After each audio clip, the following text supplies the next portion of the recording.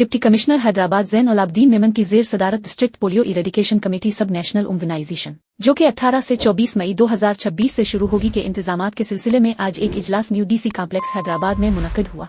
इजलास से खिताब करते हुए डिप्टी कमिश्नर हैदराबाद ने कहा कि पोलियो जैसे मूजी मर्ज को जड़ से खत्म करने के लिए कसीर हिकमत अमली के तहत और बाहमी रवाबित को बेहतर बनाते हुए 5 साल तक की उम्र के तमाम बच्चों को इंसदाद पोलियो के खतरे पिलाने को यकीनी बनाने के लिए तमाम मुताल्लिका इदारे कब्ल अज वक्त जरूरी इकदामात कर ले। उन्होंने मजीद कहा कि इंकारी केसेज और मिसिंग बच्चों पर भरपूर तवज्जो देने की जरूरत है ताकि कोई भी बच्चा इंसदाद पोलियो के खतरे पीने से रह न जाए। इजलास में डिप्टी कमिश्नर ने मुख्तलिफ NGOs के नुमाइंदों से अपील की कि वो इंसदाद पोलियो मुहिम को 100% कामयाब बनाने के लिए इंतजामिया और मुताल्लिका इदारों से ताउन करें। इस मौके पर DHO हैदराबाद पीर गुलाम हुसैन और दीगर मुताल्लिका इदारों के अफसरान और नुमाइंदे भी मौजूद थे। डिप्टी कमिश्नर हैदराबाद ने हेट वीवो से मुताल्लिक इजलास में कहा कि हेट स्ट्रोक एक जानलेवा मर्ज है, लिहाजा इस मरज से आवाम को महफूज रखने के लिए कासिमाबाद, हैदराबाद, सब्जी मंडी, फतेह चौक और दीगर अहम मकामात पर ठंडे पानी के कैंपस लगाए जाएं और अवाम अल्नास में हेट स्ट्रोक के मुताल्लिक आगाही पैदा की जाए और हेट स्ट्रोक होने की सूरत में जान बचाने के लिए इब्तिदाई तिब्बी इमदाद के मुताल्लिक भी आगाही फराहम करे।